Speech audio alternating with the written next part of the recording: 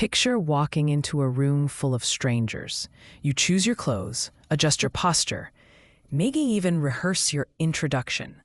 Now, think about joining a video call or posting on social media. You choose a profile picture, write a bio, and decide what to share. In both cases, you're managing how others see you. This is the basis of presentation of self, a concept rooted in Irving Goffman's dramaturgical theory, where social interaction is like a stage play, and we are all actors performing roles. Historically, Goffman's 1959 work, The Presentation of Self in Everyday Life, focused on face-to-face encounters. He described the front stage as the public self we present, and the backstage as our private self away from the audience.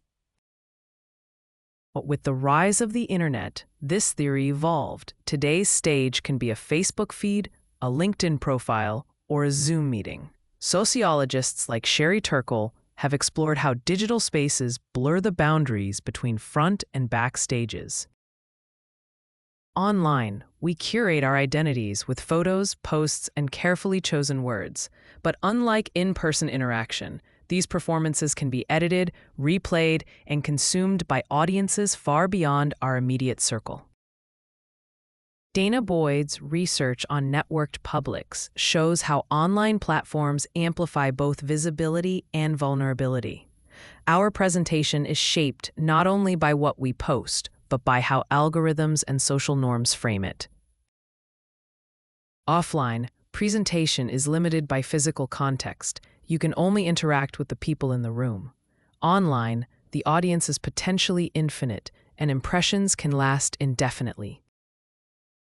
For example, a teenager might act one way in front of friends at school, offline front stage, but present a different self on Instagram, online front stage, while keeping certain feelings and struggles private, backstage. Key sociological terms here include impression management, actively shaping others' perceptions, audience segregation, keeping different versions of ourselves for different groups, and context collapse, when audiences from different parts of our life see the same presentation. Understanding online and offline presentation helps us navigate authenticity, privacy, and social expectations in a hyper-connected world.